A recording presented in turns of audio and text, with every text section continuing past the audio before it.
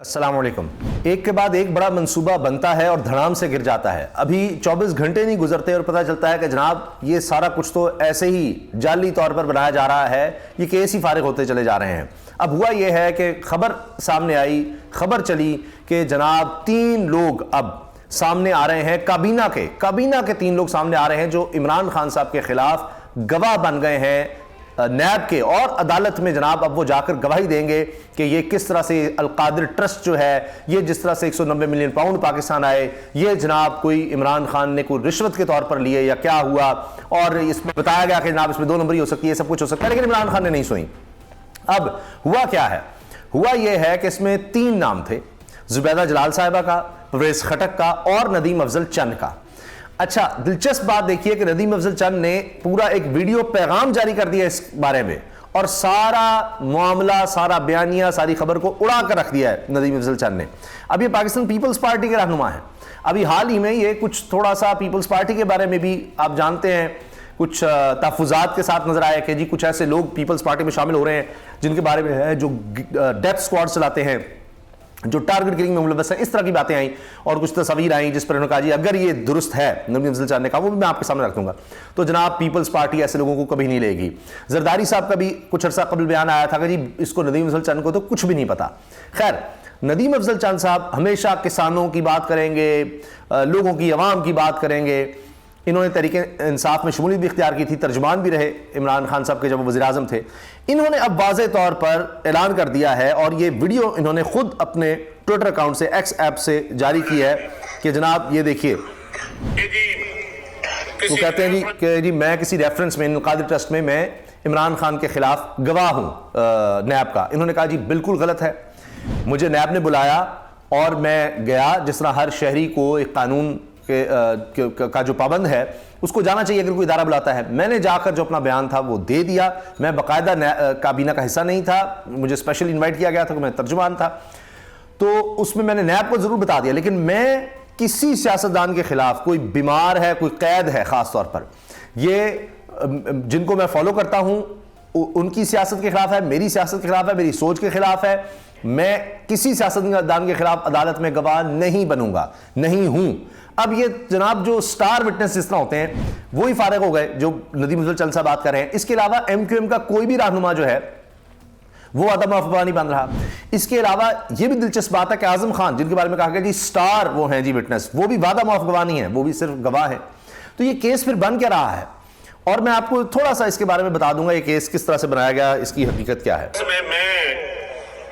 नदीम अफजल चंद इमरान खान के खिलाफ गवाही देगा, कातर ट्रस्ट जो करप्शन का केस चल रहा है। मैं वजाहत करना चाहता हूं कि नैब ने मुझे 2 मरतबा नोटिस भेजा और मुझे बुलाया, क्योंकि मैं भी उस काबीना का मेंबर था और मैंने सारे मेंबर उनके पास पेश हुए। मेरा भी नैब नोटिस ने बुलाया तो जाना बनता है। एक लॉ अबाइडिंग पर्सन के तौर पे फर्ज है, कोई एजेंसी जब आपको बुलाती है तो आपने जाना होता है, तो मैं भी गया। जो कुछ उस काबीना में हुआ वो मैंने उनको बता दिया। अच्छा, जो कुछ काबीना में हुआ कह रहे हैं, मैंने सारा कुछ बता दिया। मैं ये अर्ज कर दूं कि बहुत से लोग इस पर बात करें, ओ देखें ये अब राज खुल रहे हैं, काबीना के मेंबर आ रहे हैं। भाई वो काबीना में कितने लोग थे, उसमें से 3 लोग मिले, परवेज खटक जिनका आजकल बयान चल रहा है कि जी इमरान खान इनकलाब चाहते थे, इमरान खान अवामी हिमायत चाहते थे। उसको मैंने कहा कि तुम गलत रास्ते पर, उसने कहा जी बस मैंने सोच लिया है, चाहे मैं शहीद हो जाऊं मैं फिर भी इस तरह करूंगा। तो जनाब इमरान खान इस तरह से थे तो ये तो मुल्क बच गया है। भाई अवामी इनकलाब ही वो चाहते थे। फिर कह रहे हैं जी खटक को ख़त्म करना बड़ा मसला है, 40 साल से मेरी सियासत है, क्योंकि अभी लोटे जो लहरा दिए हैं शेर अफजल मरवत ने, और कहा है जी ये परवेज खटक और महमूद खान का ये वाला हाल है, जो भी इमरान खान को छोड़ेगा उसका यह हाल होगा। नौशहरा में जो इनका हल्का समझा जाता है वहाँ पर इनको कोई कैंडिडेट नहीं मिल रहा, 2 से बेटे को खड़ा कर रहे हैं परवेज खटक साहब, 2 से खुद खड़े हो रहे हैं, बल्कि 3 से इसी तरह जनाब वो दामाद को खड़ा कर रहे हैं। ये तो इनका हाल है।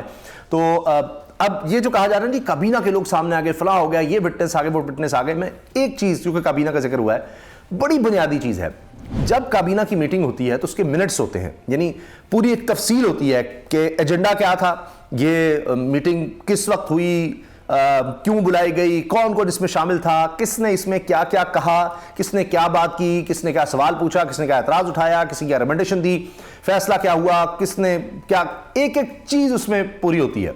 और उसके बाद जनाब फिर जी काबीना का जो है वो फैसला कि जी प्राइम मिनिस्टर उसको हेड कर रहा होता है, उसका फिर वो फैसला जो है वो एक नोटिफिकेशन की सूरत में सामने आ जाता है कि जी काबीना ने ये डिसाइड किया, वो नोटिफिकेशन लगा, लेकिन उसके मिनट्स अलग होते हैं। तो ये कि जी ये होगा जब ये सारा कुछ पेश हुआ, ये 190 मिलियन पाउंड का सारा मलिक रियाज का सारा मामला के बाहर किस तरह से, और ये पीछे जाता है कि नवाज शरीफ के बेटे से उन्होंने वो जो महल्लात और वो फ्लैट, जिसको कहना है फ्लैट, तो एक आम सा लफ्ज़ लगता है, जिसकी कीमत इतनी होगी जनाब अरबों रुपया, अरबहा रुपया, आप सोचिए वो क्या होगा, और वो भी ज़्यादा कीमत पर खरीदा गया।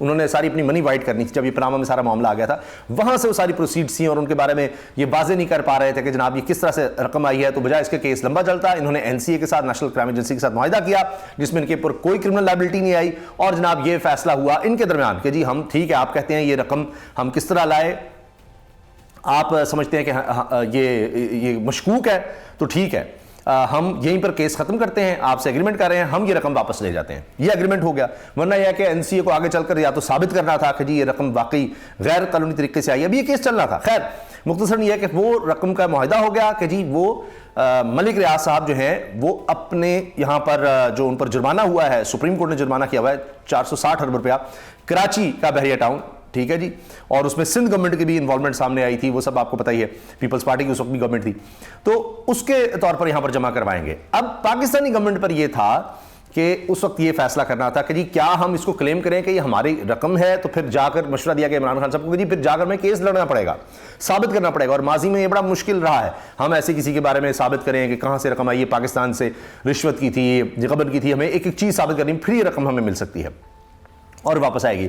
अभी मलिक रियाज जो हैं वो वहां से बच रहे थे कि अच्छा जी ये रकम यहां पर फिर केस चलेगा, तो उन्होंने फायदा सोचा मलिक रियाज ने कि जुर्माना ही है तो मैं ये रकम वहां जुर्माने के तौर पर जमा करवा देता हूं, यहां केस भी मेरा यहां से खत्म हो जाएगा और मुझे जुर्माने के तौर पर वहां रकम भी जमा हो जाएगी, वहां से मैं बच जाऊंगा। अब पाकिस्तान के पास क्या था, ये डिसाइड करना था कि अच्छा अगर तो हम ये करते हैं कि जी ठीक है, नहीं हम नहीं इजाजत है, हम फिर क्लेम डालेंगे कि जी नहीं हमारी रकम है, और वो केस चलेगा और फिर पता नहीं क्या उसका फैसला होगा, वो मसला था। तो फिर सुप्रीम कोर्ट में वो रकम जमा करवाने दी। अब लेटेस्ट ये है कि वो रकम फेडरल गवर्नमेंट को, जो ये चीखते थे जी ये हो गया वो हो गया, फेडरल गवर्नमेंट को भी चली गई, और कुछ जो है वो फिर सिंध गवर्नमेंट को चली गई। सुप्रीम कोर्ट कह दिया। अल मशरक बैंक की भी स्टेटमेंट आ गई जिसमें सारा केस खत्म हो गया कि जनाब ये कभी पाकिस्तान की ये रकम थी ही नहीं, और ये खुद जनाब वहां से डायरेक्ट जो है ना ये कोई साबित हुई थी ना कुछ हुआ था, और ये रकम गालिबन मलिक रियाज साहब की बहू हैं या बेटी हैं, तो उनके अकाउंट से फिर ये सुप्रीम कोर्ट में जमा करा गई, वो भी एक स्टेटमेंट आ गई थी। तो ये सारा केस है। और जनाब अब आप नदीम अफजल चंद साहब का सुन लीजिए, वो क्या कह रहे हैं। वो कह रहे हैं जी मैंने जो बताया किसी अदालत वगैरह में नहीं जा रहे, वो कैबिनेट का मेंबर फेडरल मिनिस्टर नहीं था, मैं तो स्पेशल इन्वाइटी के तौर पर था, और मैं उस वक्त भी खान साहब को कहता था कि ये शहजाद अकबर फ्रॉड है, ये आपको मरवाएगा। मैं उस वक्त कहता था। लोग तो आज बोलते हैं ना जब खान साहब इख्तियार में नहीं है तो आज बोलते हैं, मैं जब वो इख्तियार में था तो उनके सामने बोलता था। बहरहाल ये इन्होंने उसी वक्त फिर इस्तीफा भी दे दिया था तहरीक इंसाफ की जब गवर्नमेंट थी उसी दौर में। आज क्योंकि वो जेल में है और मेरा स्कूल ऑफ थॉट कभी कैदियों और मजलूमों के ऊपर बात करने वाला नहीं है, मैं नहीं बोलता हूँ। मैं जिनके मानने वाला हूँ वो ना कैदियों पे ना बीमारों पे बोलता है। अब आप ये देखें कि इस पर तालियां बजी हैं कि इमरान खान इस कैद है, मैं उसके खिलाफ नहीं बोलूंगा, इस पर तालियां बज रही हैं। ये पीपल्स पार्टी के इस वक्त भी मेंबर हैं, तो लोगों को तो अप्रिशिएट करना चाहिए, अच्छा जी ठीक है इमरान खान जाओ। वो कह रहे हैं कि नहीं करूंगा तो उस पर तालियां बज रही हैं। ये पीपल्स पार्टी अपने हल्के के लोग इनके इस बात पर अप्रिशिएट कर रहे हैं कि हाँ इमरान खान के खिलाफ गवाही नहीं देनी। मैंने जो बयान देना था नए वालों ने क्यों पूछा, जो हकीकत थी जो मैंने देखकर सुना, लेकिन मुझे कोई अदालत में कहे कि आप आकर गवाही दे, मैं हरगिज़ गवाही देने के लिए तैयार नहीं। नहीं जी अदालत में हरगिज़ गवाही देने के लिए तैयार नहीं हूं। ये दोबारा सुन लें आप। जो हकीकत थी जो मैंने देखकर सुना, लेकिन मुझे कोई अदालत में कहे कि आप आकर गवाही दे, मैं हरगिज़ गवाही देने के लिए तैयार नहीं। मैं ना कबीना का मेंबर था, ना मैं किसी के खिलाफ सियासतदान के खिलाफ मैं गवाही नहीं दे सकता। ये मेरी एक सोच है, मेरी एक फिक्र है। ये जो मीडिया पे खबरें चल रही है अभी मैंने पढ़ा है, मैं नेशनल ये लीजिए अब आप ये देख लीजिए इसके बाद केस क्या रह गया है। ठीक है जी, ये तो हाल है। अब ये फरमाइशियाँ हैं, वही साइफर वाला मामला वो भी अलग से चल रहा है, कभी इद्दत वाला है, केसेस बड़े हैं, आगे पता नहीं कितने बनने हैं। लेकिन मैं देख रहा था अभी अबूजर सलमान न्याजी साहब उन्होंने एक पॉडकास्ट में समी इब्राहिम साहब को इंटरव्यू देते कहा है कि जी ये देखें आइन में लिखा हुआ है, और ये बात एतजाज साहब कहते हैं कि प्राइम मिनिस्टर वाहिद शख्स है जिसको आइन ये पाबंद करता है कि जहां वो समझे कि पब्लिक इंटरेस्ट का मामला है तो वो जो इंफॉर्मेशन उसके पास आएगी वो लोगों तक पहुंचाएगा। तो इमरान खान क्या ना बताता कि जनाब क्या साजिश हुई है, किस तरह से कहा गया, और वो साइफर एक हकीकत है और उसमें धमकियाँ में इसकी गुफ्तगू थी वो सब, और ये कहते हैं जी उसने गलत इसका इस्तेमाल किया। तो पहले आप दिखाएं कि उसमें लिखा गया था ताकि फिर पता लगेगा गलत इस्तेमाल क्या हुआ क्या नहीं हुआ, क्या जो इमरान खान ने कहा वो हुआ नहीं था या साइफर में वो मौजूद नहीं है, क्या है। बहरहाल वो एक अलग चीज़ चल रही है। तो ये देखिए, ये तो अब एक गवाह के बारे में तो जो चीज़ आ गई मैंने आपसे शेयर कर दी। अल्लाह हाफ़िज़।